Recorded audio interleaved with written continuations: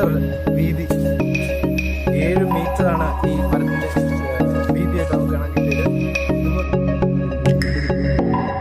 എന്തെങ്കിലുമൊക്കെ ഭക്ഷണം കിട്ടുമെന്ന് വിചാരിച്ചിട്ടാണ്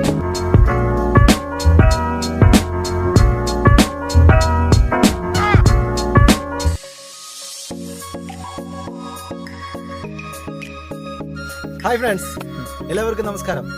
കണ്ടതും കാണാത്തതുമായ കാഴ്ചകൾ, കേട്ടതും കേൾക്കാത്തതുമായ കഥകൾ, പുതിയ പുതിയ നാടുകൾ, പുതിയ പുതിയ നാട്ടിൻപുറങ്ങൾ എല്ലാം നമുക്ക് കാണാം നമ്മുടെ യാത്രയിലേക്കൂടെ. ഹായ് ഫ്രണ്ട്സ്, ഞാൻ ഷൈജിൻ. നമ്മുടെ ട്രിപ്പ് ആൻഡ് സ്റ്റോറീസിന്റെ പുതിയ എപ്പിസോഡിലേക്ക് എല്ലാവർക്കും സ്വാഗതം. ഇന്ന് നമ്മുടെ യാത്ര പൊൻകുഴിയിൽ നിന്നും സുൽത്താൻ ബത്തേരിയിലേക്കാണ്. ഏറ്റവും നല്ല അടിപൊളി സ്ഥലങ്ങളിലൊന്നാണ് സുൽത്താൻ ബത്തേരി. ആ യാത്രയിലൂടെ നിങ്ങളും കൂടെ ഉണ്ടാവണം. കട്ടയ്ക്ക് സപ്പോർട്ടായിട്ട് നിങ്ങളും കൂടെ ഉണ്ടാവണം.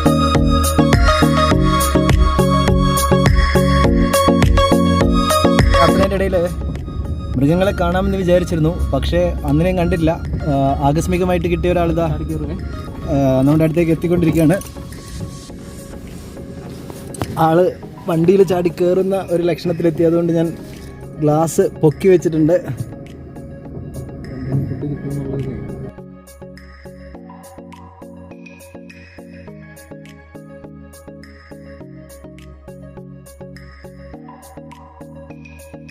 അപ്പോൾ ഫ്രണ്ട്സ്, നമ്മളിപ്പോൾ ബത്തേരിയിലേക്കുള്ള യാത്രയിലാണ്. മൈസൂരിൽ നിന്ന് ബത്തേരിക്കുള്ള NH 766 നിങ്ങൾക്ക് കണ്ടാലറിയാം, കാണിച്ചു തരാം. ഇപ്പോൾ റോഡ് ഇരുവശങ്ങളിലും കാട് നിറഞ്ഞിരിക്കുകയാണ്. കാട്ടുമൃഗങ്ങൾ, വന്യമൃഗങ്ങൾ ധാരാളം സഞ്ചരിക്കുന്ന പ്രദേശമാണിത്. കാട്ടുമൃഗങ്ങളുടെ ആക്രമണം പലപ്പോഴും പലർക്കും ഉണ്ടായിട്ടുണ്ട്.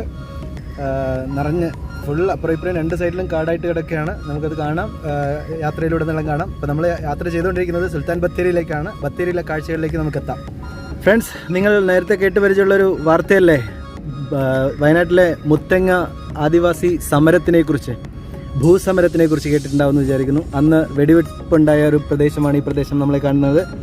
കണ്ടു, ഒരു ട്രീ ഹൗസ് ഒക്കെ കാണുന്നുണ്ടല്ലോ, ഒരു ട്രീ ഹൗസ്. അവിടെയൊക്കെ ആദിവാസികൾ കാട്ടുമൃഗങ്ങൾ വരുന്നതിന് അവരെ ഓടിക്കാൻ വേണ്ടി രാത്രിയിൽ താമസിക്കാൻ വേണ്ടി ഉണ്ടാക്കി വയ്ക്കുന്ന ഹട്ടുകളാണ്, ചെറിയ ട്രീ ഹൗസുകളാണ് അതൊക്കെ. ഇവിടെയാണ് പണ്ട് പോലീസുകാരും ആദിവാസികളും ഒക്കെ CK ജാനുവിൻ്റെ നേതൃത്വത്തിൽ സമരം നടന്നതൊക്കെ. അപ്പോൾ നമ്മുടെ യാത്രയിലൂടെയാണ് ബത്തേരിക്ക് പോയിക്കൊണ്ടിരിക്കുന്ന വഴിയാണ്. ആ സമയത്ത് വളരെ ആകസ്മികമായിട്ട് നിങ്ങളെ കാണിക്കാൻ പറ്റിയ ഏറ്റവും നല്ലൊരു കാര്യമാണ്. പണ്ട് നിങ്ങൾ കേട്ടിട്ടുണ്ടാവും വയനാട്ടിലെ ഭൂസമരം നടന്ന കാര്യം. CK ജാനുവിൻ്റെ നേതൃത്വത്തിൽ ആദിവാസികളുടെ സ്വന്തമായിട്ട് ഒരു തുണ്ട് സ്ഥലം എന്ന ആവശ്യത്തിന് വേണ്ടിയിട്ട് സമരം നടത്തിയ ഒരു പ്രദേശമാണിത്. മുത്തങ്ങയിലാണ് ഈ സ്ഥലമുള്ളത്. എൻ്റെ പുറകിൽ കാണുന്ന ആ പൂവുള്ള മരം നിൽക്കുന്ന സ്ഥലത്തായിരുന്നു അവർ കുടിലുകൾ കെട്ടി സമരം ചെയ്തത്. അന്ന് പോലീസിൻ്റെ വെടിവെപ്പിൽ ഒരു ആദിവാസി മരിക്കുകയുണ്ടായി. അദ്ദേഹത്തിൻ്റെ സ്മാരകം ഒരെണ്ണം ഇവിടെ പണിതിട്ടുണ്ട്. ജോഗി എന്ന ആളുടെ മരണത്തിന് ശേഷം അദ്ദേഹത്തിൻ്റെ ഓർമ്മ നിലനിർത്താൻ വേണ്ടി ഉണ്ടാക്കിയ സ്മാരകമാണ് ഇത്. ജോഗിയുടെ സ്മാരകം എന്നറിയപ്പെടുന്നു. ഇത് മുത്തങ്ങയിലാണ്. ബത്തേരിക്ക് പോകുമ്പോൾ റോഡിൻ്റെ ഇടതുവശത്തായിട്ട് കാണുന്നുണ്ട് ഈ സ്മാരകം. അന്നത്തെ സംഘർഷത്തിൽ ഒരു പോലീസുകാരനും കൊല്ലപ്പെടുകയുണ്ടായിട്ടുണ്ടായി. പിന്നെ സുഹൃത്തുക്കളെ, ബാക്കിലേക്ക് നോക്കൂ, എത്ര സുന്ദരമായ വയലാണ് നോക്കൂ. നിങ്ങൾക്കറിയാമോ വയനാടിന് ആ പേര് വന്നത് എങ്ങനെയാണെന്ന്? വയനാട് വയൽനാടാണോ വനനാടാണോ എന്ന് ഇപ്പോഴും സംശയമാണ്. വനങ്ങളുടെ നാടായിട്ട് വയനാടിനെ കണക്കാക്കാം. പക്ഷേ ഇന്നും അറിയപ്പെടുന്ന, ചരിത്രത്തിൽ പറയപ്പെടുന്നത് വയലുകൾ കൂടുതലുള്ള നാട്, വയൽനാട് എന്നറിയപ്പെടുന്നു. വയൽനാടാണ് വയനാടായി മാറിയത്. ഇതിൽ നോക്കാം, എത്ര സുന്ദരമായ നാട്. മാത്രമല്ല ചുറ്റും കാടാണ്. ആ കാട്ടിൽ നിന്ന് വന്യമൃഗങ്ങൾ ഇറങ്ങി വന്ന് ഈ കൃഷി നശിപ്പിക്കാനുള്ള സാധ്യതയുള്ളതിനാൽ ഇവിടെയെല്ലാം കമ്പിവേലി കെട്ടി ഇലക്ട്രിക് ഫെൻസിങ്, ഇലക്ട്രിക് കമ്പിവേലിയാണ് കൊടുത്തിരിക്കുന്നത്. ബാക്കിൽ നോക്കിയാൽ കാണാം ചെറിയ കുടിലുകൾ, ട്രീ ഹൗസ് പോലെ കാണാവുന്നതാണ്. ആ ട്രീ ഹൗസിൽ രാത്രിയിൽ താമസിക്കുന്നുണ്ട് ആൾക്കാർ. കാടിറങ്ങി വരുന്ന മൃഗങ്ങളെ ആട്ടി ഓടിക്കാൻ വേണ്ടിയിട്ടാണ് ഇത്തരം ചെറിയ ചെറിയ കുടിലുകൾ കെട്ടി താമസിക്കുന്നവർ. സ്ഥലത്തിനെക്കുറിച്ച് ഡീറ്റെയിലായിട്ട് പറയാൻ നമ്മുടെ തൊട്ടടുത്ത് നമുക്ക് പ്രാദേശികവാസിയായ ബാലൻ ചേട്ടൻ നമ്മുടെ കൂടെയുണ്ട്. നമുക്ക് അദ്ദേഹത്തിനോട് കൂടുതൽ കാര്യങ്ങൾ സംസാരിക്കാം. ശ്രീരാമനും ലക്ഷ്മണനും സീത, അവർക്ക് ഇവിടെ ശ്രീരാമനും സീതയ്ക്കാണ്, ശ്രീരാമന് വേണ്ടി ഒരു സ്ഥലം കെട്ടുന്നുണ്ട്, ഒരു അമ്പലം. സീത ഒരു ക്ഷേത്രം കണ്ടിട്ടുണ്ട്. അത് കണ്ണുനീര് വീണ സ്ഥലമാണ്. ആ ഇപ്പോഴും പറ്റാത്ത ഒരു ചിറ. അത് ഞങ്ങളെ ഐതിഹ്യ പ്രകാരം സീത ഒരു കരലാണ്. അത്രയും കണ്ണുനീര് ഉത്ഭവിച്ച ഭാഗം അതൊരു ചിറയായി മാറി. അതിപ്പോൾ കുളം അതൊന്നും ചെയ്യുന്നില്ല കേട്ടോ, അതൊന്നും ചെയ്തില്ല, അതേപോലെ അവർ നിൽക്കുക. സീതാതീർത്ഥം അല്ലേ? സീതാതീർത്ഥം ഞങ്ങൾക്കൊക്കെ അത് വലിയ ആചാരങ്ങളാണ്.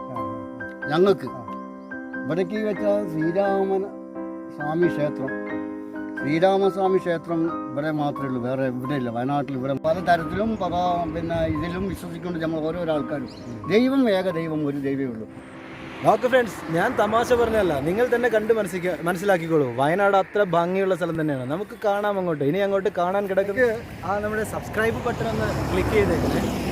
അപ്പം ശരി, നമുക്കിനി അടുത്ത ഭാഗത്തേക്ക് പോവാം അല്ലേ?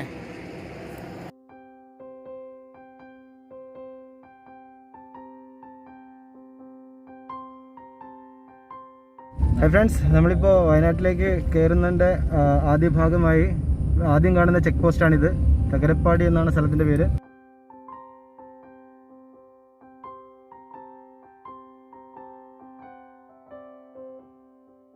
നമ്മളിപ്പോൾ എക്സൈസിൻ്റെ ചെക്ക് പോസ്റ്റ് കഴിഞ്ഞു.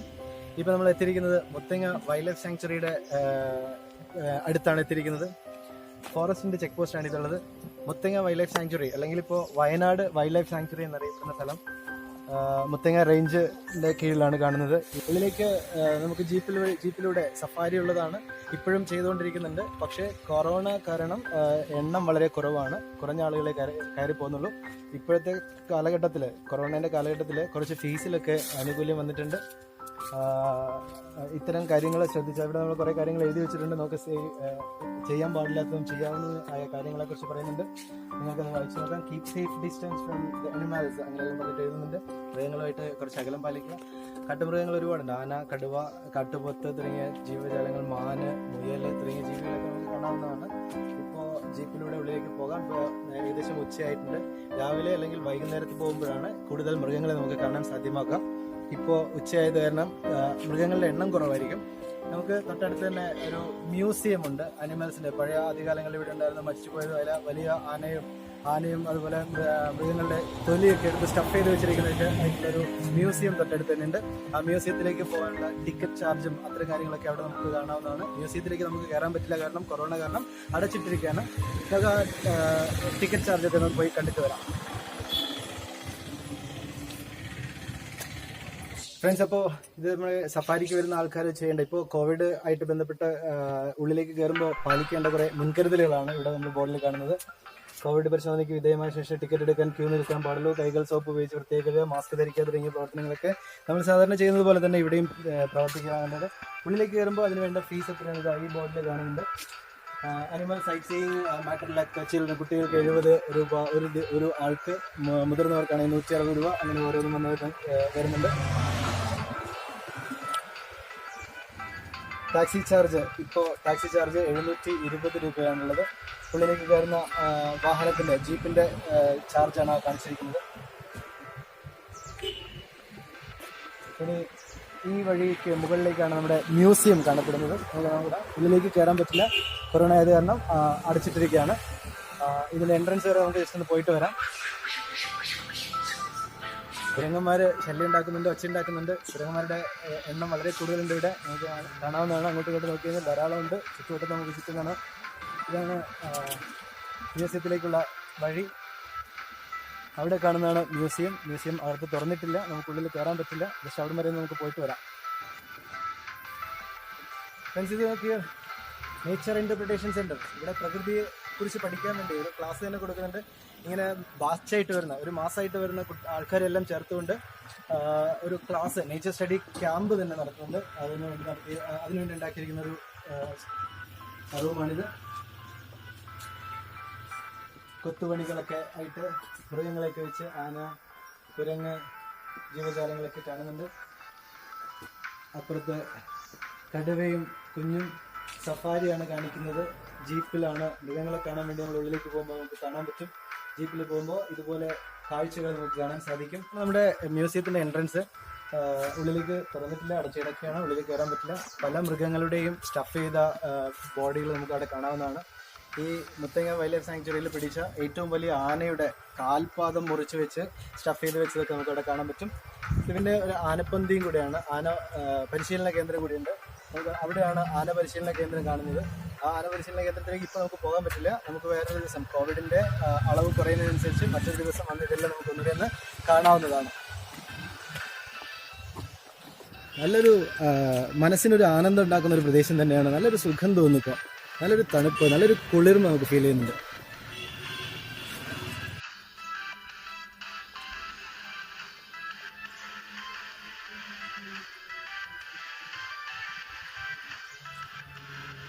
രസകരമായ ഒരു കാഴ്ച കാണിച്ചു തരാം. പോകാൻ വേണ്ടി ഇറങ്ങിയ സമയത്ത് നോക്കിയപ്പോൾ ഒരു ഇല, ആദ്യം പേടിച്ചു പാമ്പാണെന്ന് കരുതി അടുത്ത് ചെന്ന് നോക്കിയപ്പോൾ ഇലയാണ് നമുക്ക് കാണാൻ സാധിച്ചത്. കണ്ടാൽ ശരിക്കും ഒരു പാമ്പിനെ പോലെ തോന്നുന്നുണ്ട്. പാമ്പിന്റെ പുറത്തുള്ള ചിത്രകലകളൊക്കെ നമുക്ക് കാണാൻ പറ്റുന്നുണ്ട്. അതുപോലെ തോന്നി. തൊട്ടടുത്ത് ചെന്നപ്പോഴാണ് ഇലയാണെന്ന് മനസ്സിലാക്കിയത്.